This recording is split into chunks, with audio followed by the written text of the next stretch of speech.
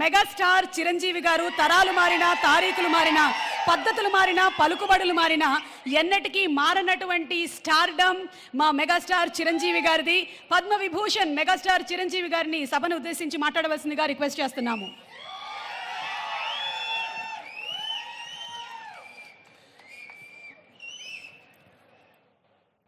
గౌరవనీయులు మన ప్రీతమ ముఖ్యమంత్రి శ్రీ రేవంత్ రెడ్డి గారికి, అలాగే మంత్రివర్యులు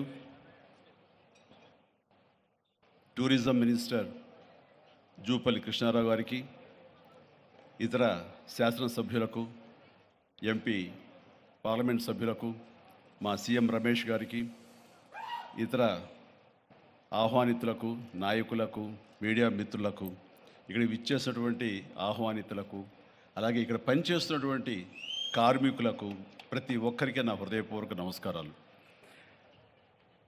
ఈ ప్లేసు మీ అందరికంటే నాకు ముందు తెలుసు. 2000 సంవత్సరంలో రామ్దేవ్ ఇది ప్రారంభించినప్పుడు ఇక్కడ కొన్ని మొక్కలు పాంప్లెట్ వేసి మా ఇంటికి తీసుకొచ్చి, మీరు ఇల్లు కడుతున్నారు, ఏదైనా ఉపయోగపడుతుందో చూడండి అంటే వెంటనే ఎంత ముచ్చటేసిందంటే, ఎప్పుడో విదేశాలకు వెళ్ళినప్పుడు ఇలాంటి మొక్కలు, ఇలాంటి కళాకృతులు, ఇలాంటి అద్భుతమైనటువంటి సజీవ శిల్పాలు, జీవం ఉన్నటువంటి ఇలాంటివి చూస్తుంటే బా ఇలాంటివి మనం తీసుకెళ్ళిపోతే బాగుండే, వాడ షిప్లో తీసుకెళ్తే బాగుండే అని అంత టెంప్ట్ అయ్యేవాడిని. అలాంటిది ఇక్కడ హైదరాబాదులో ఈ శివారుల్లో ఒకటి లభిస్తుందంటే కనుక చాలా ఆనందంగా ఉంటుంది. రామ్దేవ్ ఫస్ట్ ఆఫ్ ఆల్ నేను కూర్చున్న చోట బయట కనపడకుండా నాకు ఏదైనా ఫెన్సింగ్ లాగా ఉండాలి, అలాంటి గుబురుగా ఉండకూడదు అంటే అక్కడ చక్కగా కొమ్మల్ని ఒక ఫెన్సింగ్ లాగా అల్లి పైన మాత్రం గ్రీన్ ఉండేలాగా పెద్ద స్క్రీన్ చేశాడు. అది ఇప్పుడు చూస్తుంటే కనుక ఎంత బాగుంటుందంటే బయట నుంచి చూసేవాళ్ళకి నేను జైల్లో ఉన్నట్టు ఉంటుంది, అన్ని కటకటాల్లాగా ఉంటుంది. అది అద్భుతమైన కళాఖండగా నేను ఫీల్ అవుతుంటాను. అట్లాగే చాలా అద్భుతమైన చెట్లు కొన్ని మా ఇంట్లోనే పెట్టుకున్నాను. ఇవి ఎప్పుడో 2002లో 2003లోనో మా ఇంట్లో పెట్టుకున్నాను. అప్పటి నుంచి నాకు అంత ప్యాషన్. ఆ తర్వాత ప్రతి క్షణం ఈయన ఎదుగుదలను చూస్తూ వచ్చాను.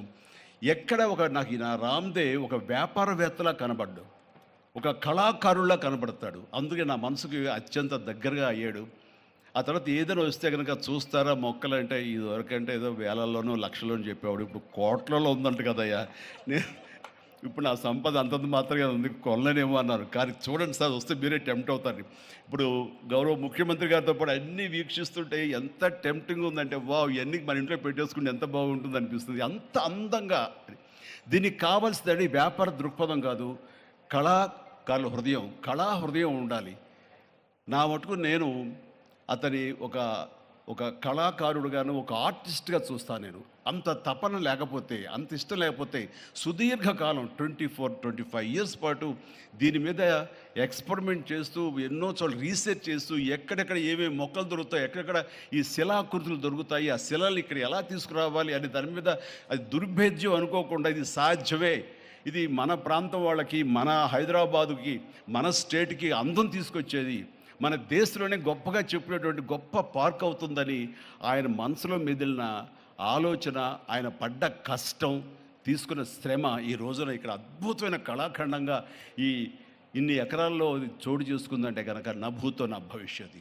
ఎవరైనా సరే అంత డబ్బులు ఉంటే కనుక ఏం వ్యాపారం చేద్దాం, ఇంత స్థలం ఉంది కదా, దీన్ని ఎలా రియల్ ఎస్టేట్ చేద్దాం, దీన్ని ఏదో గవర్నమెంట్ వాళ్ళ మన్నలతో వాళ్ళ పర్మిషన్లతో తీసేసుకుని అక్కడ మనం మల్టీ స్టోరీ పెట్టుకుంటే ఆయన జీవితం కాదు కదా, తరతరాలు కూడా నిలిచిపోతాడు. అలా కాకుండా ఆయన కేవలం ఒక లోపల ప్యాషన్, చిన్నప్పటి నుంచి కాలేజీ రోజులో చదివే దగ్గర నుంచి, ఆర్ట్ కాలేజీలో చదువుతున్న దగ్గర నుంచి కూడా ఆయన మదిలో ఉన్నటువంటి ఆయన బ్రెయిన్ చైల్డ్. అలాంటి దాన్ని ఈ రోజున ఈ రూపం తీసుకొచ్చారంటే, ప్రతి క్షణం ప్రతి కార్నర్ ముఖ్యమంత్రి గారు చూసి ఎంత ముచ్చటపడిపోతున్నారంటే అంత ఇంత కాదు. ఎలా చేశారు, ఇది ఎలాగొచ్చింది, అది ఎలా వచ్చింది అని అడుగుతున్నారు. నేను కొన్ని అడుగుతున్నాను. అడిగి ఇది షూటింగ్స్కి ఇస్తారా రామ్దేవ్ అని అడిగితే, ఇస్తానండి కానీ ఫస్ట్ షూటింగ్ మీదైతేనే అన్నాడు. ఇప్పుడు నువ్వు ఆ మాట అన్నావు కదా, ఇప్పుడు కొత్తగా హీరోయిన్ని తీసుకొచ్చి ఆ అమ్మాయితో స్టెప్లు వేయాలంటే ఈ ఎండలో ఎలా ఉంటుందేమో తెలియదు, కానీ ఏదో చలికాలం అయినప్పుడు నెక్స్ట్ చలికాలం అయితే చేస్తానయ్యా అన్నాను. ఈలోగా వర్షాలు పడి ఇవన్నీ ఇంకొంచెం పచ్చగా ఉంటాయండి, 1 or 2 years లోపల ఇది అద్భుతంగా ఉంటుంది, కంటికి కనువింపుగా ఉంటుంది చెప్పేసి ఆయన చెప్తుంటే కనుక ఐ కుడ్ ఇమాజిన్. అట్లాగే ఇక్కడ వెడ్డింగ్ ప్లాన్ చేసుకోవచ్చు, వెడ్డింగ్స్ కానీ ఇతర రిసెప్షన్స్ కానివ్వండి, పలు ఈవెంట్స్, అలాగే ఐస్కి సంబంధించినటువంటి ఆ స్కేటింగ్ సంబంధించినవి చేయాలని, ఇలా ఎన్నెన్నో ప్లాన్స్ ఉన్నాయని, అవన్నీ కూడా చేయగలడు. ఆ సామర్థ్యం ఉంది. అలాగే ప్రభుత్వం కూడా ఖచ్చితంగా సపోర్ట్ చేస్తారు.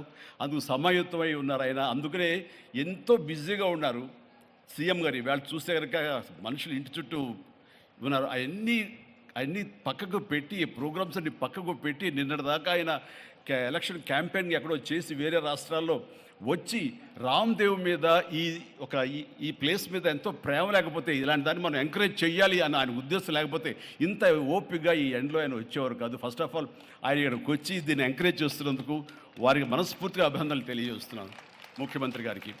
ఎందుకంటే అలాంటి వాళ్ళు అనుకుంటేనే, వాళ్ళ కళ్ళలో పడితేనే, వాళ్ళు ఇంప్రెస్ అయితేనే దీనివల్ల ఎంతోమందికి ఉపాధి కలుగుతుంది, ఇది ఎంతోమందికి కనువిందు కలుగుతుంది. మరి ఎంతోమంది ఈ ప్లేస్ని వాళ్ళ ఈవెంట్స్కి ఉపయోగించుకుంటారు. తద్వారా టూరిజం పెరుగుతున్న ఉద్దేశంతో కూడా మన జూపల్లి కృష్ణారావు గారు దీన్ని ఎంకరేజ్ చేయడం కోసం సమాయత్తమై ఉన్నారు. అలా ప్రభుత్వ సహకారాలు దీనికి మెండుగా ఉంటాయని ఆశాభావం వ్యక్తం చేస్తూ, మీరు ఏదైతే కనుక ఊహించారో రామ్దేవ్, అది త్వరలో ఖచ్చితంగా అవుతుంది. ఇవి అద్భుతమైనటువంటి ఒక ల్యాండ్ మార్క్ అవుతుంది, ఒక కళాకృతి అవుతుంది. అది రాష్ట్రానికి వన్నీ తీసుకొస్తుంది. హైదరాబాద్కి తలమానికంగా ఉంటుంది. ఒక హైదరాబాద్ ఒక ఇల్లు అనుకుంటే, ఇంట్లో ఒక అద్భుతమైన పెయింటింగ్ పెట్టుకుంటే ఎంత బాగుంటుందో, ఆ పెయింటింగ్ ఈ రోజున ఈ ఎక్స్పీరియన్స్తో నేను చెప్తున్నాను, this will be a beautiful piece of art. అందుకని మరొకసారి వారికి నా హృదయపూర్వక ధన్యవాదాలు, అభినందనలు తెలియజేస్తూ, ఈ అవకాశం వచ్చినందుకు అండ్ సీఎం గారితో నేను ఈరోజు ఈ ప్రోగ్రాంలో పాల్గొన్నందుకు నా సంతోషాన్ని తెలియజేస్తూ, all the very best, God bless.